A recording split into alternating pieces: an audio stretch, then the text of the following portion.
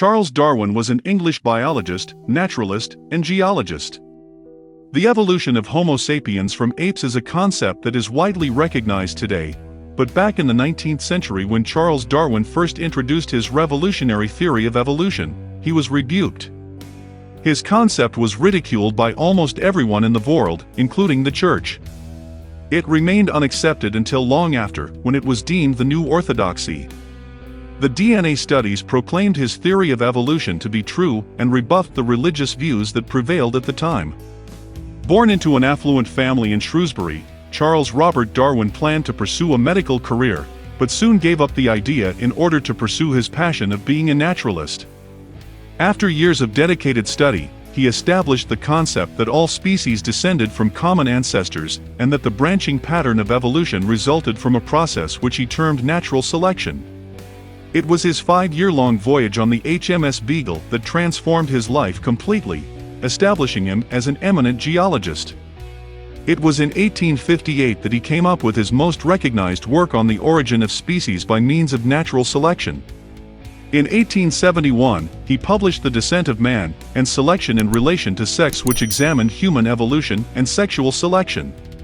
In 1881, he published his final book, The Formation of Vegetable Mold, through the actions of worms, in which he examined earthworms.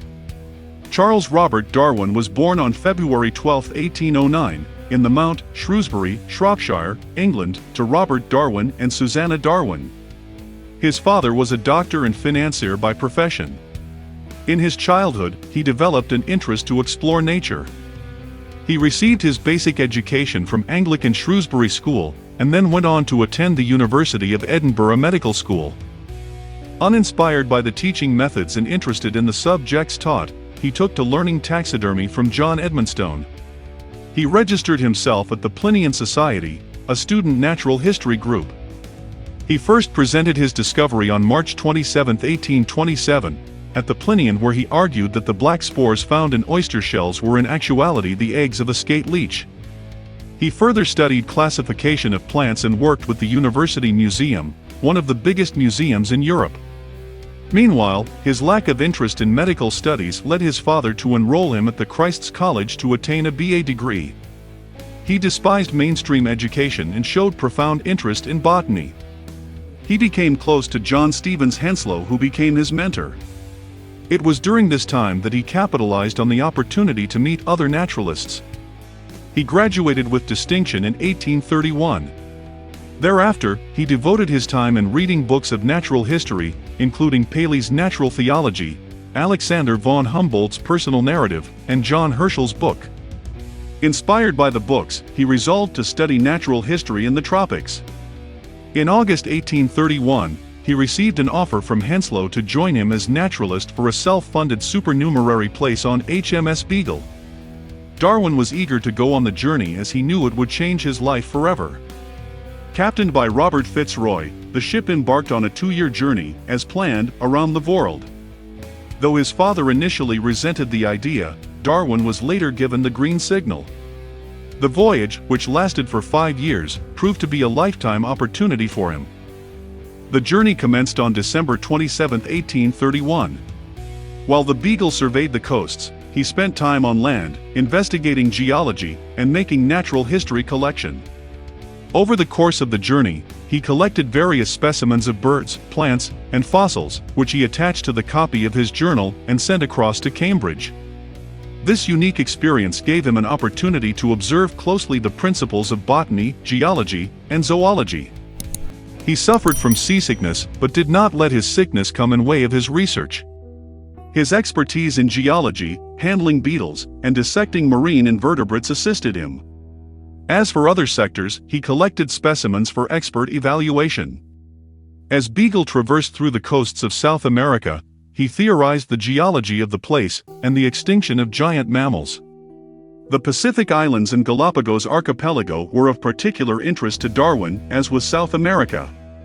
The trip had a lasting impression on the mind of this budding naturalist, who began to develop a revolutionary theory about the origin of all living beings.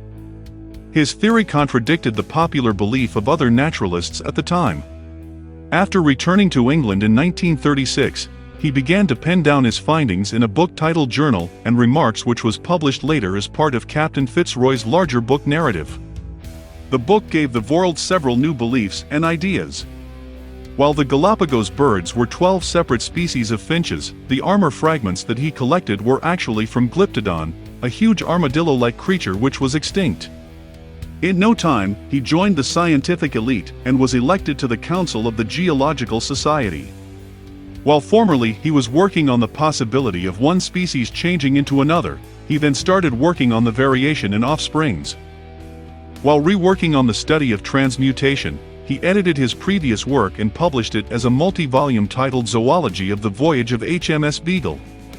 However, the stress that accompanied his work took a toll on his well-being as he suffered from health concerns and was advised to put off his work. In 1838, he took up the post of Secretary of the Geological Society. He made remarkable progress in transmutation, and never missed an opportunity to bombard the expert naturalists and field workers with questions. His health gradually worsened and incapacitated him, which led to his moving to Scotland for a brief duration of time. Upon returning to London, he continued with his research. On January 24, 1839, he was appointed Fellow of the Royal Society. By now, he had formed a theory of natural selection. In May 1839, Fitzroy's narrative was finally published, and with that Darwin's work Journal and Remarks too saw the light of the day. Such was the success of Darwin's work that a third volume of Journal and Remarks was published as a separate book. In his book, he raised important questions. He questioned expert naturalists about their beliefs of how species came into being. While some naturalists believed that the species existed from the very beginning, others stated that they evolved over a course of natural history. However, each one of them believed that species remained the same throughout. Darwin contradicted these theories of naturalists by claiming that there were similarities among species all over the globe, variations being due to their varied locations. He formed an opinion that species evolved through common ancestors. He claimed that species survived through a process called natural selection. Those who survived had adapted to the changing requirements, whilst the rest failed to evolve and reproduce and thus became extinct. In 1858, after 2 decades of scientific investigation, he introduced his revolutionary theory of evolution. The same was published as On the Origin of Species by Means of Natural Selection on November 24, 1859. The book was controversial as it claimed that Homo sapiens were simply another form of animals. Darwin's theory of evolution changed the way the world looked at the creation of life. Until then, the dominant thinking was that all species either came into being at the start of the world, or were created over the course of natural history. In both the cases, it was believed that the species remained the same throughout. Darwin, however, noticed similarities among species all over the world, as well as variations based on specific locations.